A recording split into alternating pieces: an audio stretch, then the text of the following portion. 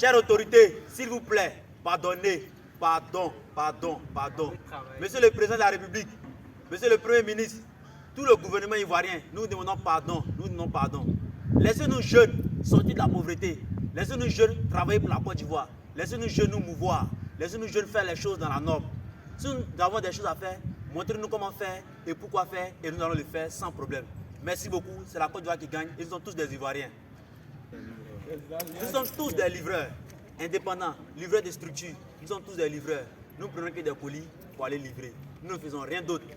Quel que soit ce que nous gagnons dedans, quel que soit ce que nous ne gagnons pas dedans, c'est de ça que nous vivons. Ça veut ça que nous nourrissons les familles. Ça veut ça que nous aidons tout le monde. Nous tous livreurs de Côte d'Ivoire, nous sommes tous des jeunes, des moins jeunes, des pères de famille, des étudiants qui prennent eux-mêmes leurs études en compte, qui résolvent eux-mêmes leurs problèmes, qui viennent au soutien à leur famille. Nous vous demandons tout simplement pardon. Je suis Bengué Jean-François, secrétaire général de la PALSI, plateforme des acteurs de la livraison de Côte d'Ivoire. Comme vous voyez, aujourd'hui nous sommes ici afin de faire part des réalités que nous vivons sur le terrain. Depuis le 2 septembre, nous sommes traqués par la police nationale comme si nous étions des voyous, comme si nous étions des voleurs. Or, ce n'est pas le cas. On nous dit que nous devons payer des cartes grises alors que cette information nous ne l'avions pas de façon officielle.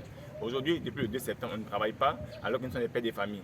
Grâce à la livraison aujourd'hui, plusieurs jeunes ont quitté la rue. Grâce à la livraison aujourd'hui, certains arrivent à prendre leur famille en charge et même à être beaucoup plus responsables à leur niveau.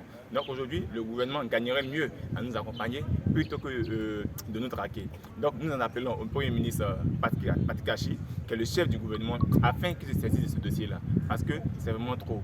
Depuis le 2 septembre, chaque jour qu'on prend des livreurs, on les fait payer soit 5 000 francs, 10 000 francs ou 20 000 francs. Et ce, sans même leur délivrer de quittances, de documents qui prouvent que cet argent-là va dans les caisses de l'État. Et ça, c'est pas normal. Nous sommes fatigués de subir cette situation. Nous sommes fatigués de subir cette injustice. Nous voulons nous conformer si on estime que nous ne sommes pas dans la légalité. Qu'on ouvre le canal approprié afin que nous partions faire nos cartes grises. Si dans le cas échéant, les modalités ne sont pas encore mises en marche. Si, dans le cas échéant, les organisations ne sont pas encore prêtes, qu'on nous accorde le temps de production de ces cartes grises.